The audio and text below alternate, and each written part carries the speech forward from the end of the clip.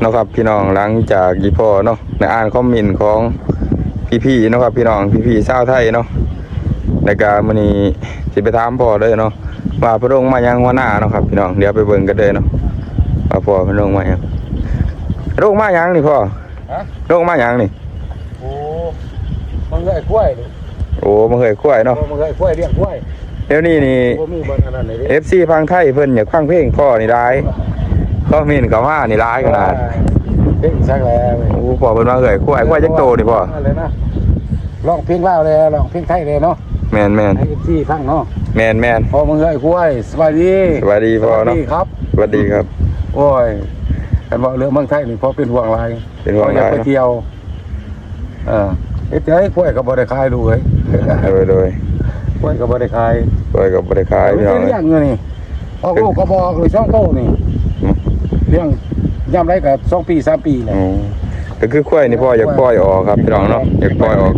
อย่างง่ายคอกเลยเนาะอยากมีเงินไปไทยประเทศไทยพี่น้อง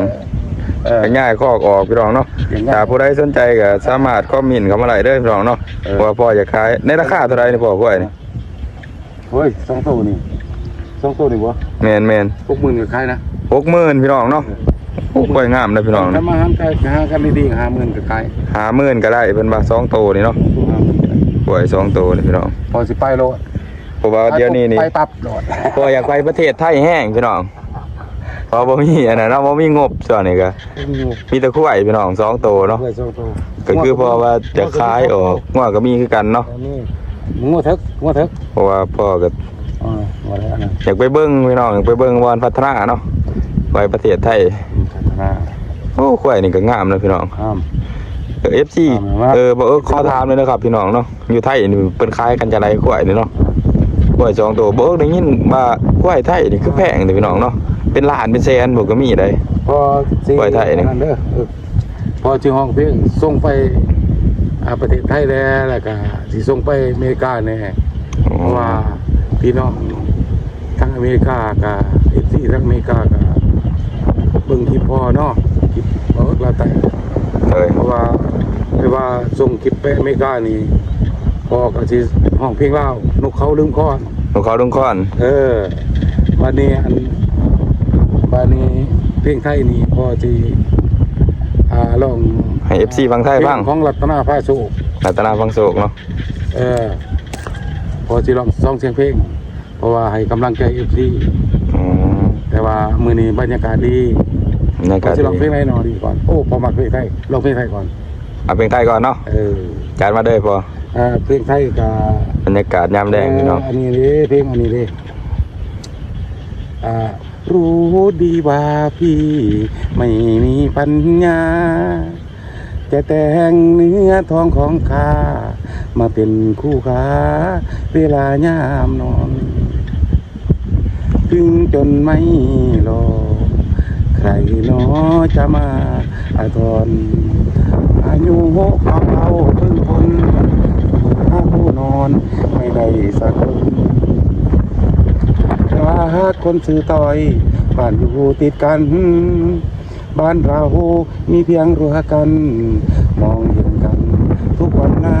มนอยากพูดอยากบอกก็พูดไม่ออกเพราะจนรักเธอ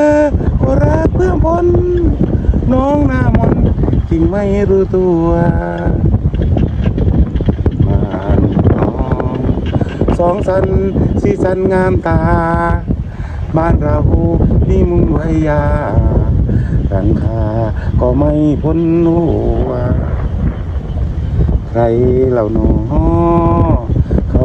จะมารักตัวแอบรักน้องเพียงข้ามหัวแอบรักทุนหัวข้างเดียวเลื่อยไปลองเขียนคำพูดสัก4-5 คำไปเน็บไปรู้ว่าตอนคำคืนนี่ทำปรักต่อยถึงใจ4-5 วันผ่านลงคานก็ไม่เอาไปคงเห็นเป็นเศษอะไรต้องนอนเศร้าใจร้องให้ระทมจบพี่น้องเนาะบทเพลงหนึ่งรักคนชื่อต่อยวันนี้ว่าบทเพลง ส่งไปทางอเมริกาอีก โอ้ตัวนี้นี่พากให้ FC บางไทย ทางอเมริกา บทเพลงนี่ พี่น้องคนไทย ให้พี่น้องบางไทยเนาะ มีหันว่าพี่น้องทาง อเมริกา อีก โอ้ก็คือพ่อนี่มีลูกมากเลยพี่น้องเนาะ หมู่พ่อกระไร หมู่พ่อกระไรเนาะ แถวโอกาสเมืองเก่าพุ่นแหละแถวกูทิมกูเรือผม โอ้ หมู่พ่อที่เคยนะคือทางอยู่บนไฟแต่หึงแล้วแต่เข้าสมัยอยู่แล้ว77ไป เลยครับ77เนาะ เพิ่นก็บ่ได้โทรมาหาดอกเพิ่นก็บ่ได้ก้าวหาดอกหากแต่ว่าพอสิร้องเพลงกำลังใจให้เพิ่นให้เพิ่นกดให้ช่องบ่เอิกเราไต้นี่พอได้เงินสิไปประเทศไทย ไปบางไทยเนาะ ไปประเท ค ศ รับ ไทย พี่น้องเนาะ พอสิร้องเพลงนกเขาลืมพร นกเขานกพร นกเขาลืมพรเด้นกเพลงเก่าๆเลยนกเฮ้ยนกเขาของเฮาเก่าก่อนภาคจากคอนลงคู่ไปอยู่แห่งใดเจ้าถึกล่อลวงติดพวงพันหรือผูกสามพันกับคนใหม่จะถึงลืมไหลบนเคยสุขสันต์น้องน้องนางยังเคียงข้างอยู่ กับเถิดเนาะ เปี่ยมเถิดยอดสู้ลบสู่ไม่เปลี่ยนแปรพันเจ้าลืมรถนะที่ลืมลำเจ้าลืมน้ำคำที่ยึดมันผู้อธิษฐานรักกันจนตายถึงก่อนเก่าที่เจ้าเคยนอนหรือเป็นอนุสรณ์แห่งความหลังเตือนใจเห็นศาสตร์มนต์ห้างที่นางมูหนหอมกินเนื้ออุ่นยังจำได้เคยจูบรูปไหลนวลนางนกนกน้อยข้าคอยเจ้าอยู่ยันเถิดยอดสูข้าอยู่โดดเดี่ยวอ้างว้างแม้นเจ้าลงเดินทางปิดไฟจงห้ามหัวใจเดินน้องนางขึ้นคอนหลังยังคอยจบ พี่น้องเนาะโอ้มวนได้พี่น้องเนาะ อเมริกาเด้ ส่งไปอเมริกาบทเพลงนี้เนาะ ก็คือ หาซองมาเอิกเราใต้ โดยก็คือบทเพลงแรกหันส่งไปไทยเนาะครับพี่น้อง นี่นะครับพี่น้องเนาะโอ้บทเพลงอีพอม่วนดีๆพี่น้องเนาะก็คือ คนไทยหรือว่า FC ฝั่งไทยนี่เพิ่นมักหลายแล้วคอมเมนต์มาว่าพ่อนี่ เสียงเพราะหลายพี่น้องเนาะม่วน และพ่อแต่เปิดประมาณกังออกมาส่องจะมองเห็น ครับพี่น้องเนาะ และพวกผู้สาวมาพังเพลงจะแม่นงามแท้นอนอจะแม่นงามแท้นอนอเพลงของเราบันดอนเลย คาคอ แน่น้องเศร้าก็จริงมาฟ้อเข้าแล้วอันนี้เข้าแล้วสิล้ำตัดดอกจอยสิล้ำตัดดอกคอยสิล้ำเกี่ยวเนี่ยพันแต่ก่อนนั้นล้ำเกี่ยวสิงหักแต่ก่อนนั้นล้ำเกี่ยวสิงหักก็ว่าให้สองแพ้หักต่อกันเกี่ยวลำขึ้นเดียวสิขอซ่อนเป็นบอลลำขึ้นเดียวสิขอซ่อนเป็นบอลละสิขอกอดมันล้ำเกี่ยวเนี่ยพันแต่ก่อนนั้นล้ำเกี่ยวว่าท่านเขาแต่ก่อนนั้นก็ล้ำเกี่ยวว่าท่านเขาพี่เอาจังหวะล้ำไทยพี่ดอกกระเจียวยิ่งเกี่ยวสันนอนเดียวผู้สันผู้เปี่ยวกายาสันนอนเดียวผู้สันผู้เปี่ยวกายาเอาเท่าไหร่ผู้ลากาให้มาผ่านทองฟังเสียงกองกะตีหลังตุ้มเตินตุ้มเตินกระเจ้าผู้สีเนี่ยก็ฟังละอ่อนแขนตอนตีแทนเจ้าผู้ติงมันแก้วก็เจ้าผู้ลิงลมพัดผู้งาย่างลมตองลมมาตองผู้ใบตองกูยาวลมมาตองผู้ใบตองกูยาวเบาพี่ไส้พระจูผู้ไก่ขางอ่างจมอมเอ้ยอมก็จะจู่จมน้ำลายอมเอ้ยก็จะจู่จมน้ำลายกับพี่ไส้พี่นอนเก็บทำขานิ่งแต่น้ำนองทำขานิ่งแต่น้ำนอง โอ้ม่วนหลายครับพี่น้องเนาะเพราะเนาะ ดอนในพอมักแห้ง เพลงไทยนี่ม่วนดีๆพี่น้องเนาะ บันดอนนี่ ลาวบันดอน ลำพื้นเจริญใจของเพิ่น ครับพี่น้องเนาะ ต้นฉบับได้ เอาละครับพี่น้องเนาะก็ขอบคุณเนาะขอบคุณทั้งพ่อหลายๆเนาะที่ให้บทเพลงและขอบคุณทาง FC เนาะครับพี่น้องทางไทยเนาะที่เพิ่นคอมเมนต์เข้ามาขอบคุณเด้อทุกการคอมเมนต์พี่น้องเนาะกดไลค์กดแชร์กดติดตามเนาะขอบคุณหลายๆที่ให้กำลังใจเนาะครับพี่น้อง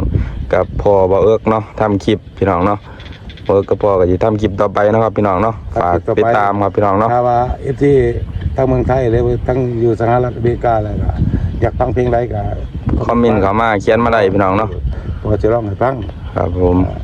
ตัวใดพอร้องได้พอก็ร้องตัวใดพอมักแล้วพอจังร้อง ครับผม เพราะว่ามันเนื้อเพลงก็มันจำในใจพอ แมน มันจำในใจพอคือว่าเพลงไทยนี่พอสอบหลาย สอบหลายมีหลายบทเพลงเนาะครับพี่น้องที่พอมาสอบเนาะ ของขวัญไส้บ่พอมักรัตนาผ้าสุกบ่ดาวบันดอนบ่พอมักหลาย นักร้องรุ่นเก่าเนาะน้ำมันตาพี่น้องเนาะ เออ เอาละครับพี่น้องเนาะ ใส่ยั นี่ ง ก็ จะกล้า เป็น บ่ บรรยากาศเนาะนี่ก็ค่อยค่ำลงแล้วครับพี่น้องเนาะก็สำหรับคลิปนี้ก็สิบ่มีหยังหลายครับพี่น้องเนาะขอขอบคุณทางพ่อเนาะที่นี่ก็คือ พอสุกฮุกเยอะ โอเคไปใส่ต้นไผ่ไว้เลยพี่น้องเนาะเพื่อโลกใหม่ไว้ ออกตะนา อกตะหน้าพี่น้องเนาะนี่ก็ค่ำเลยขอบคุณขอบใจได้หลายครับพี่น้องเนาะที่เขามาชมสำหรับคลิปนี้พี่นี่ก็ขอจบเปลี่ยนเด้อครับพี่น้องเนาะเดี๋ยวขี้เงี้ยพี่น้องเนาะเลิกเกิดจะไปไทยหน้าต่อไปพี่น้องเนาะแม่ก็ลำหน้าอยู่ขอจบจำนี้ครับพี่น้องเนาะบ๊ายบายบอกกันไหม